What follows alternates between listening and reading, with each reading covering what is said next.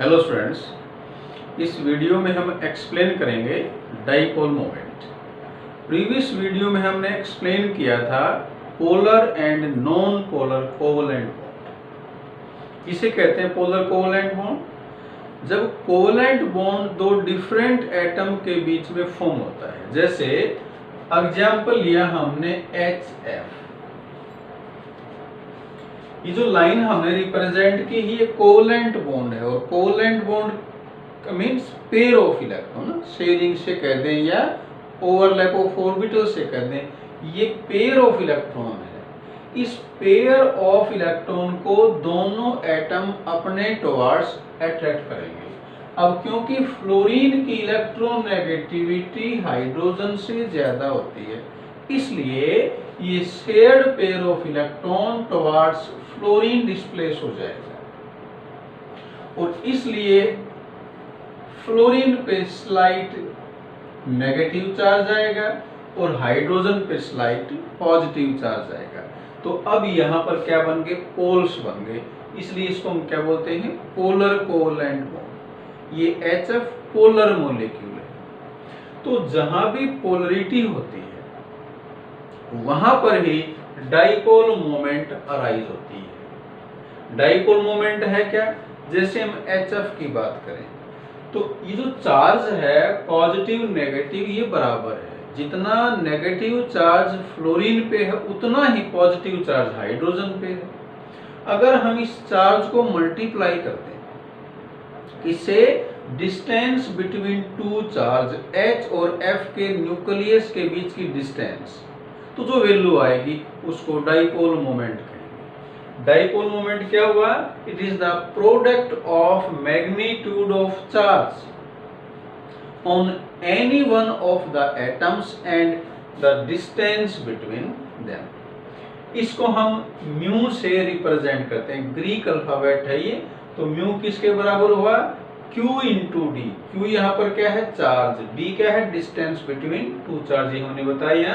Q magnitude of charge on atoms and D distance between two atoms. अब हम इसकी unit लिख रहे हैं। पहले CGS सिस्टम में Q है ये 10 की -10 ESU इलेक्ट्रोस्टैटिक यूनिट और D है ये 10 रेज टू पावर -8 सेंटीमीटर। तो ये वैल्यू आएगी 10 raise to power -18 ESU centimetre. इस ESU सेंटीमीटर इस पूरी वैल्यू को क्या कह दिया? D, capital D। ये पीटर डीवाई साइंटिस्ट थे, केमिस्ट थे, जिन्होंने डाइपोल मोमेंट पे वर्क किया और बाद में उनको नोबेल प्राइज मिला। तो उनको ऑनर देने के लिए, उनको सम्मान देने के लिए इसकी यूनिट को DY नाम दिया। तो 1D किसके इक्वल है? 10 की -18 ESU सेंटीमीटर। अब हम इसकी SI यूनिट निकालेंगे तो उसके लिए पहले समझें 1 यूनिट चार्ज किसके बराबर है। ये अलग अलग सिस्टम में हमने वैल्यू लिखी है।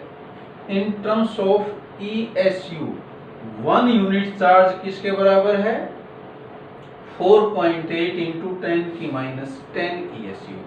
और इन अदर यूनिट्स कूलम की टर्म में कितना है? ये 1.6 इंटू 10 की पावर -90। तो यहां से हमने 1 ESU की वैल्यू निकाल ली। इतना ESU इतने कूलम के बराबर है। एक ESU कितने कूलम के बराबर होगा?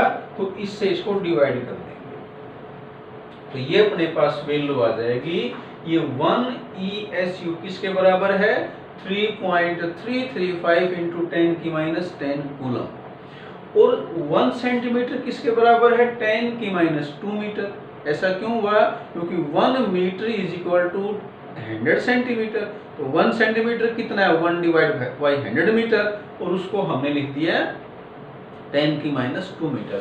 तो अब हम ये कूलम और मीटर की जो वैल्यू अपने पास आई, ESU और सेंटीमीटर की जो वैल्यू है, इसको हमने देखो यहाँ पुट किया।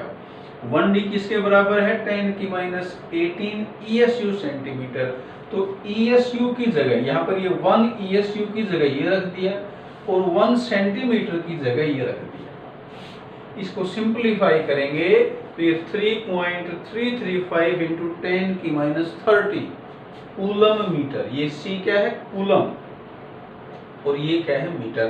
तो ये इसकी SI यूनिट है डाइपोल मोमेंट की। तो ये अलग अलग यूनिट हैं, एक सिस्टम में DY है, दूसरे सिस्टम में coulomb metre.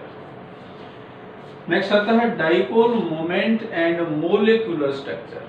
Dipole moment structure पे कैसे डिपेंड करते हैं? हमने पहले लिया है, ये पहले एक पॉइंट और बताएं इसमें, ये एक वेक्टर क्वांटिटी है। क्या होती है वेक्टर क्वांटिटी? जिसमें मैग्नीट्यूड और डायरेक्शन दोनों हो। तो ये वैल्यू तो इसकी कोई ना कोई आएगी। अगर चार्ज है और उसके बीच में डिस्टेंस तो होगी, तो कोई ना कोई वैल्यू आ जाएगी। और डायरेक्शन कहां से कहां होती है? Positive to negative.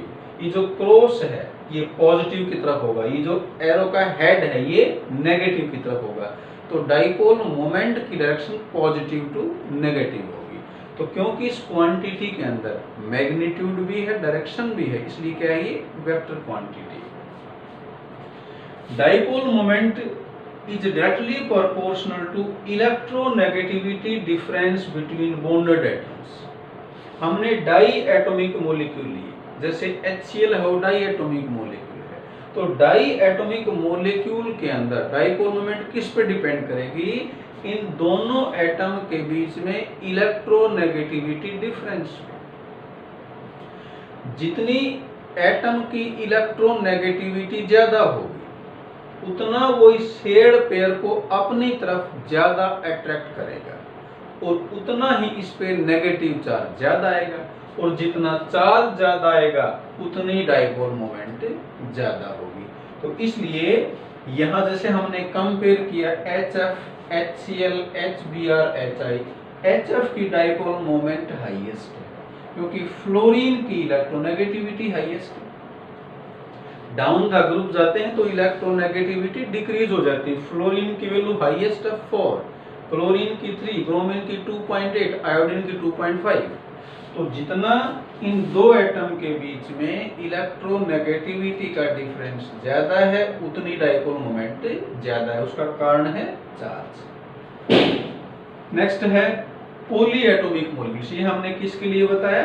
Die atomic molecule. अगर पॉली एटॉमिक मॉलिक्यूल है तो फिर डाइपोल मोमेंट स्ट्रक्चर पे देखो कैसे डिपेंड करेगी। Dipole moment is sum of all the bond moments और बॉन्ड डाइपोल्स।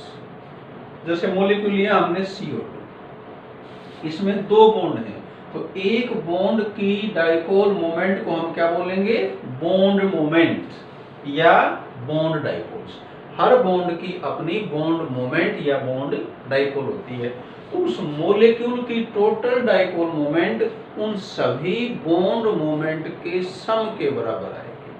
तो CO2 के अंदर देखो दो बॉन्ड हैं, डायरेक्शन कहां से कहां बताएंगे? Positive to negative. ऑक्सीजन पे स्लाइट नेगेटिव चार्ज है क्योंकि ऑक्सीजन की इलेक्ट्रोनेगेटिविटी कार्बन से ज्यादा है।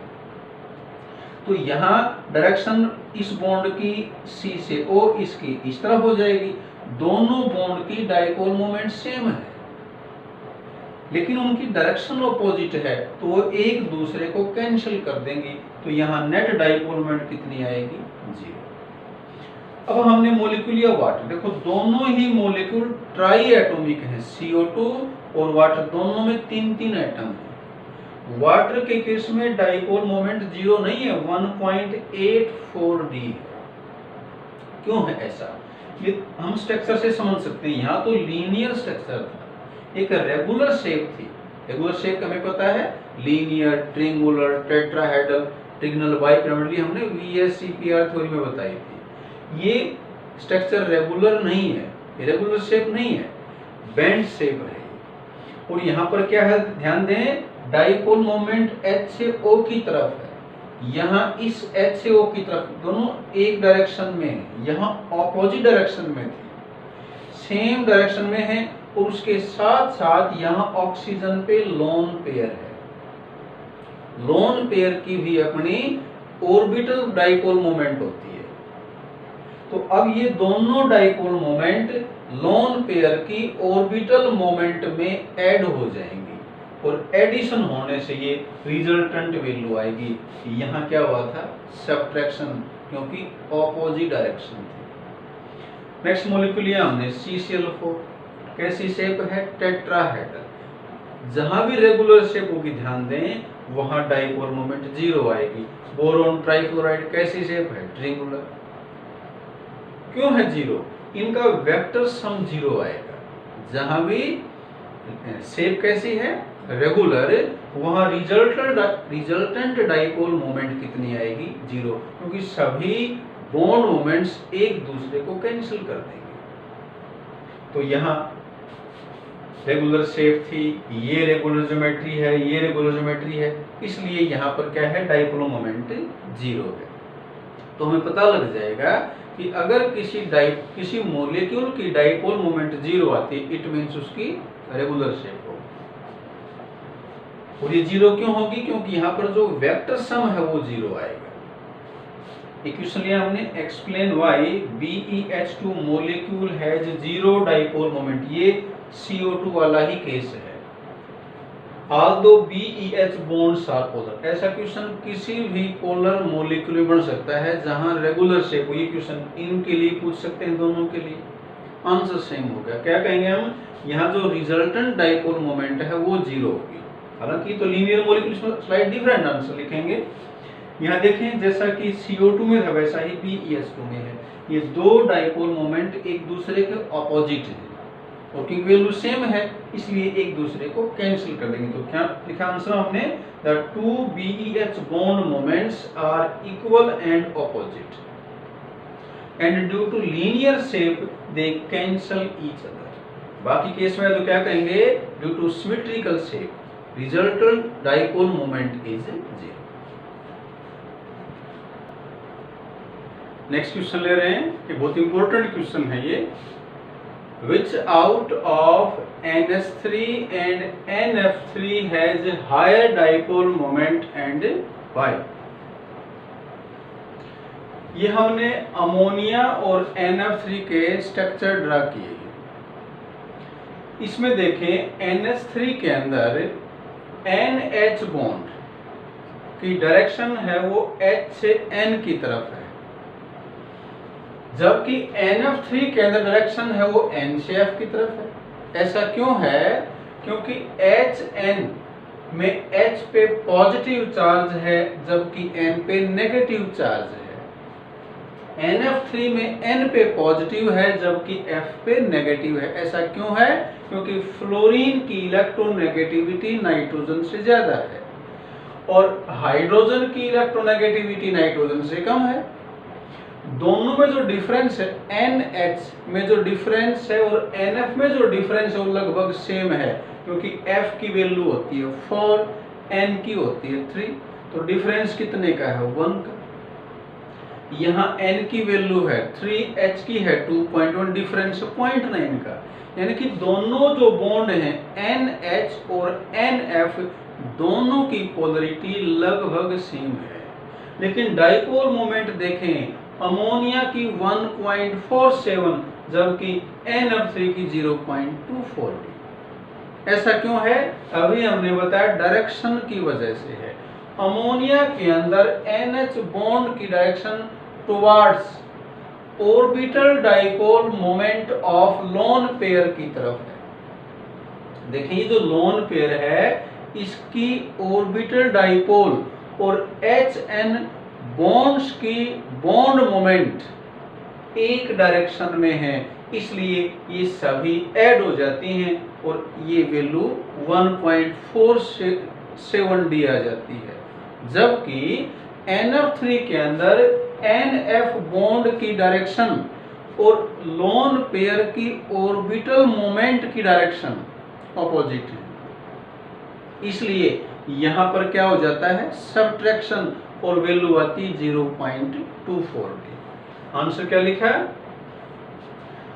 किसकी वैल्यू ज्यादा है, अमोनिया की। क्यों, it is because in ammonia the resultant dipole moment of NH bonds is in the direction of orbital dipole due to lone pairs।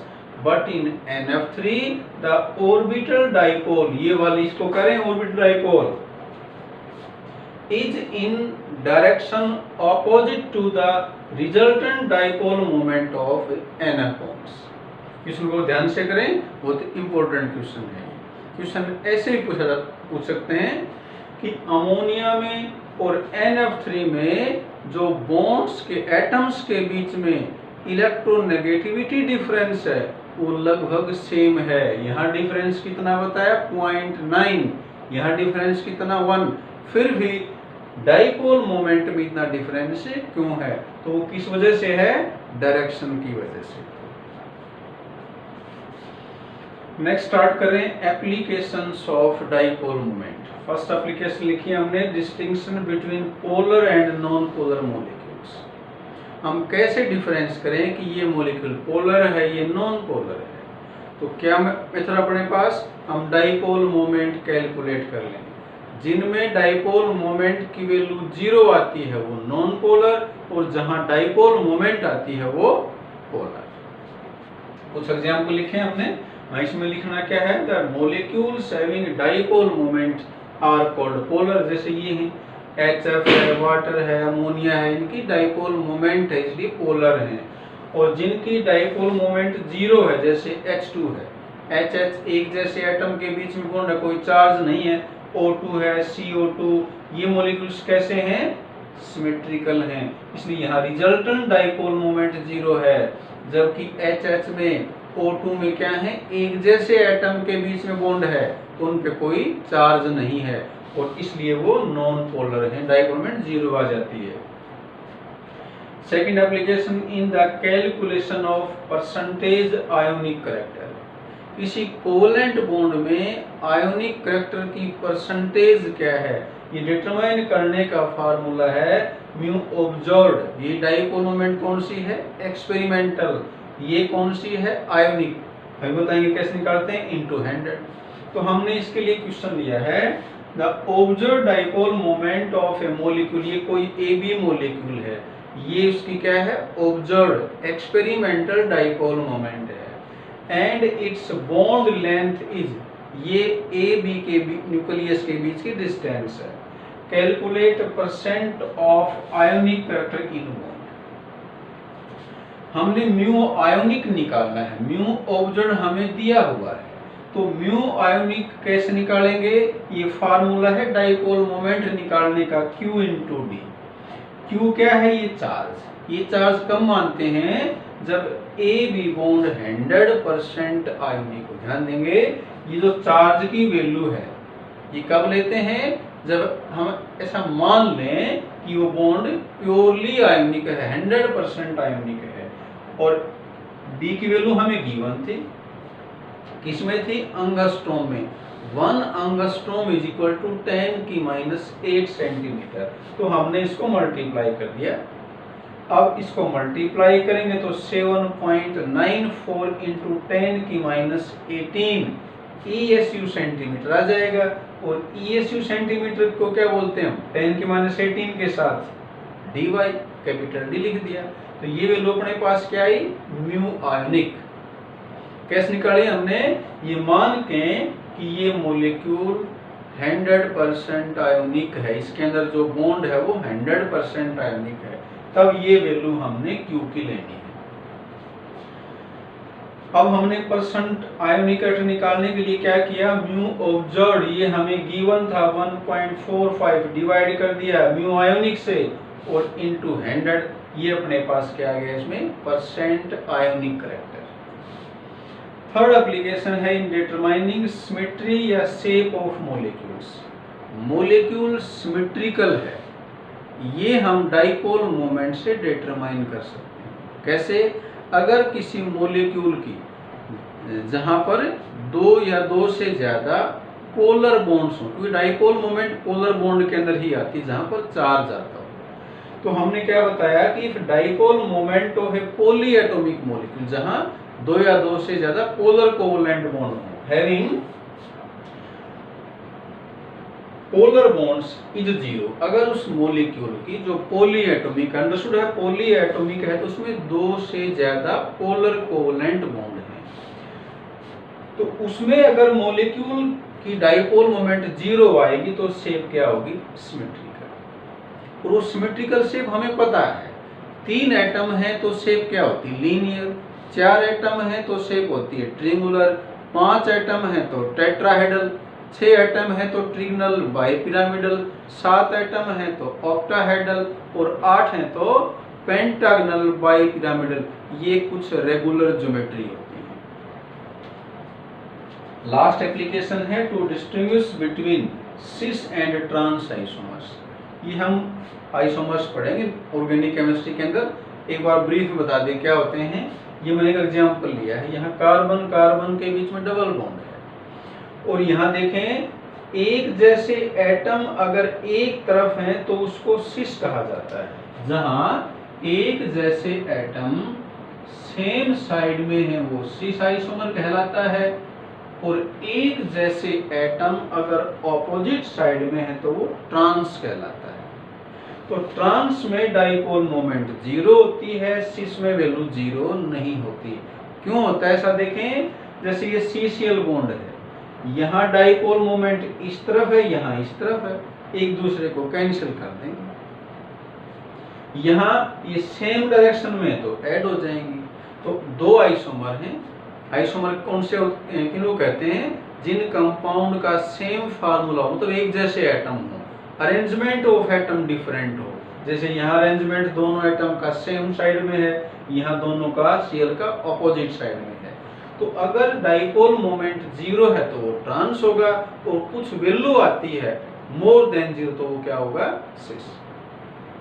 तो ये हमने एक्सप्लेन किया डाइपोल मोमेंट क्या है, यूनिट क्या है, एप्लीकेशंस क्या है। इस वीडियो में इतना ही करते हैं। Thank you.